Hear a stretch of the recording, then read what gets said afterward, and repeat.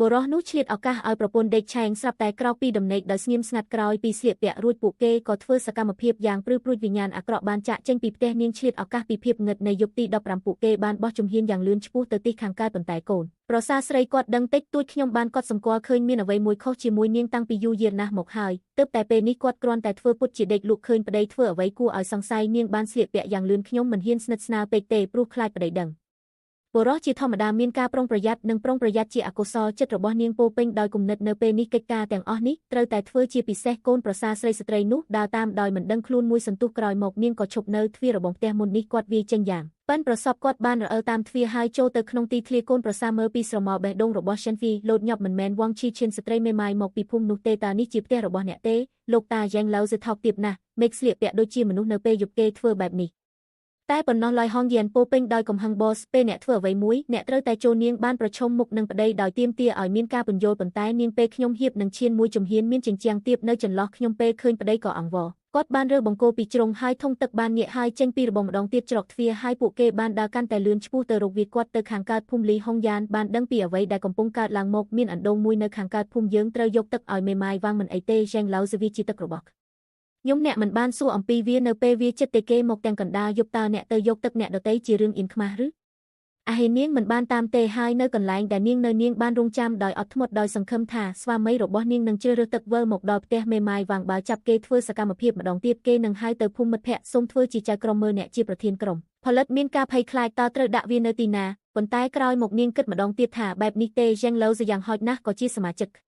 រុំដែលវានឹងមានរយៈពេលយូរហើយប្រសិនបើវាពិតជាបង្កឲ្យមានការចលាចលយ៉ាងខ្លាំងបើនាងដឹងរឿងនេះហើយតើនាងនៅតែគ្រប់គ្រងរឿងដោយរបៀបណាគ្រួសារនេះក៏បែកបាក់គ្នាដែរលេខចិត្តរបស់ហងយានបានឆ្លងកាត់ដំណើរការដ៏ច្របូកច្របល់ទីបំផុតខំថ្មិញខ្ញុំក៏សម្រេចចិត្តធ្វើមុនគេនាងបានមើលវាហើយសម្រេចចិត្តទៅផ្ទះហើយពិភាក្សាវ៉ាបន្ថែមទៀតជន់ចម្លែកនោះក៏រអិលជើងទៅដេកលើគៀនក្រែឥតកម្ដៅផ្ទះបេះដូងនាងមានអារម្មណ៍ថាហៀបនឹងផ្ទុះដូចជាឆ្នាំងមួយខ្ញុំវង្វេងក្នុងគំនិតប្តីរបស់នាងរុញទ្វារថ្នមហើយត្រឡប់មកវិញឡើងលើខេងក្រែឥតកម្ដៅស្ងាត់ហើយដេកចុះពួកគេបានចាប់ផ្ដើមប្រយុទ្ធក្នុងរយៈពេលកន្លះនាទីផ្លែឃ្លោកហាក់ដូចជាហត់នឿយលីហុងយ៉ាននៅតែធ្វើពុតជាដេកលក់ដោយមិនបញ្ចេញសំឡេងនាងបានសម្រេចចិត្តរួចហើយគំនិតគឺចាប់ផ្ដើមជាមួយស្ត្រីមេម៉ាយប្រើវិធីសាស្ត្រទន់ភ្លន់ដើម្បីធ្វើឲ្យភាគីម្ខាងទៀតដឹងពីការលំបាកគាត់បានដកខ្លួនចេញហើយនៅថ្ងៃបន្ទាប់ពីអាហារពេលព្រឹកយ៉ាងឡៅសេបានទៅកំពូលដូចធំ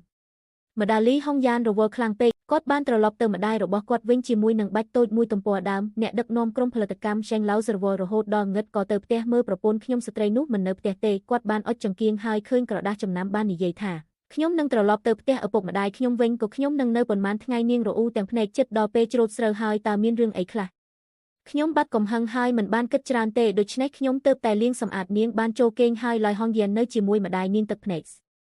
កចុះតែម្ដាយរកក្តីសុខក្នុងចិត្តបាទអ្នកពិតជាគិតថាម្ដាយរបស់អ្នកកំពុងដេកលក់មែនទេដូច្នេះតើមានអ្វីកើតឡើងដែលអ្នករងគ្រោះម្ដាយបាននិយាយថាម្ដាយនឹងគាំទ្រអ្នកលៃហុងយ៉ានប្រាប់ប្តីទាំងកណ្ដាលយប់គាត់ទៅដងទឹកឲ្យស្ត្រីមេម៉ាយខ្លួនឯងទ្រឹស្ដីទ្វាជំនួសឲ្យការយល់បានធ្វើឲ្យគាត់យំដោយកំហឹងនាងបានរៀបរាប់អ្វីគ្រប់យ៉ាងលំអិតម៉ែខ្ញុំដកដង្ហើមធំបន្ទាប់ពីឮនោះក្មេងស្រីឈួតការចោទប្រកាន់ដោយមិនយល់ពីការពិតកូនឲ្យកូនគិតថាគួរឲ្យបងប្អូនយកទៅត្រឡប់ទៅសួរបងប្រុសទី4ដោយផ្ទាល់កូននោះមានចិត្តស្មោះត្រង់ហើយហាក់ដូចជាមិនធ្វើអ្វីខុសគុំធ្វើខុសអីយប់នោះបងប្រុសលេជាងយ៉នអំដំណើរប្អូនស្រីរបស់គាត់ពេលទៅដល់ផ្ទះប្តីបងប្អូនស្រីពួកគេពិភាក្សាគ្នាអំពីផ្លូវហើយមកដល់ផ្លូវចូលភូមិម៉ោងជាង10យប់ខ្ញុំបានគូសទ្វារប៉ុន្តែគ្មានអ្នកណាឆ្លើយអ្នកនោះឆ្លើយថាចូលទៅខាងក្នុងអុជចង្គៀងហើយមើលយ៉ាងឡូវសេពិតជាមិននៅទីនោះទេលើសំឡេងរបស់ហងយានញ័រដោយទឹកភ្នែកពេលនាងនិយាយថាក្បងក៏គាត់ច្បាស់ជាបានទៅជួបស្ត្រីមេម៉ាយនោះម្ដងទៀតលីជានជន់មកក្បាលហើ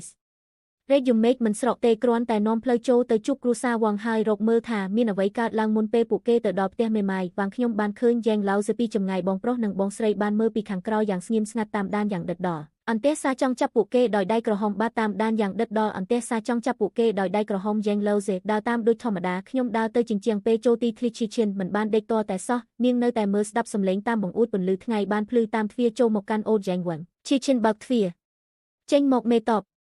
វាពិតជាអ្នកទេវាមិនមែនជាខ្ញុំទេវាមិនមែនជាខ្ញុំកាលពីមុនទេវាគឺជាហ្គោប្រធានក្រុមលោកយ៉ាងឡៅសេបាននិយាយទាំងស្រឡាំងកាំងខ្ញុំចង់បញ្យល់ប៉ុន្តែខ្ញុំបានលេបពាក្យរបស់ខ្ញុំនាងបានត្រឡប់ទៅវិញប៉ុន្តែវងឈីឈិនបាននិយាយថាដោយមិនគិតពីមុនមិនថាអ្នកអត់ខ្ញុំនឹងកោតសរសើរវាប៉ុន្តែខ្ញុំអាចធ្វើវាដោយខ្លួនឯងចាប់ពីពេលនេះទៅគុំមកម្ដងទៀតការសន្ទនានេះបងប្រុសនិងបងស្រីនៅពីក្រោយគំនរឈើគេច្បាស់ហើយឃើញពួកគេទាំងពីរពិតជាមិនមានរឿងឯកជនអ្វីនោះទេស្រឡាញ់គ្នាតែហេតុអ្វីបានជាយ៉ាងឡៅសេទូចគាត់បានជួយស្ត្រី មេម៉ាយកទឹកដោយសម្ងាត់បន្ទាប់ពីត្រឡប់មកផ្ទះវិញលេជាងយិនបានសួរដោយផ្ទាល់បន្ទាប់មកប្អូនថ្លៃឈ្មោះយ៉ាងឡូវជាបានសារភាពបងប្រុសនិយាយដោយស្មោះត្រង់ខ្ញុំចង់តើអ្នកបានប្រាប់អនុហ្វេណេឯកយោទេអនុហ្វេណេឯកយោឈៀវគាត់មានប្រាជ្ញារហ័សប៉ុន្តែមានការថយក្រោយបន្តិចគាត់ធ្លាប់នៅលីវប៉ុន្តែក្រោយមកគាត់បានសម្លឹងមើលនរណាម្នាក់វងឈីឈិនខ្លាចគេបដិសេធយ៉ាងបងប្រុសទី4ក៏ផ្ដល់យោបល់មួយដោយសម្ងាត់អ្នកជំនួយវ័យកណ្ដាលធ្វើកិច្ចការនេះហើយរងចាំរហូតដល់ទទួលការបណ្ដោះបណ្ដាលគាត់ចង់សូមរៀបការម្ដងទៀតប៉ុន្តែយោឈៀវសនេះខ្សោយពេកមិនអាចដឹកទឹកបានទេបន្ទាប់មកយ៉ាងឡូវជាបានស្ម័គ្រចិត្តលីជាងជុនបានស្ដាប់នៅពេលគាត់ទៅរើសមួយសម្រាប់គាត់ទះផ្លូវហើយលន់មាត់ថាបងប្រុសទី4បងទី4បងទទួលបន្ទុកផលិតកម្មមែនទេគ្មានអ្នកណាចង់ធ្វើជាដៃល្អទេល្ងងណាស់ទោះរៀបការវាត្រូវបានដោះស្រាយយោឈៀវស៊ូនឹងជ្រើសរើសចាប់ពីពេលនេះទៅចោះបើគ្មានទឹកតើយើងគួរ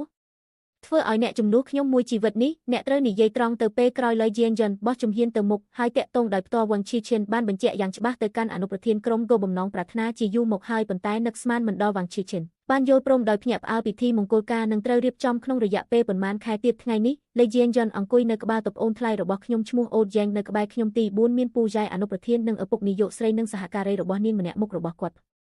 លឺដោយស្នាមញឹម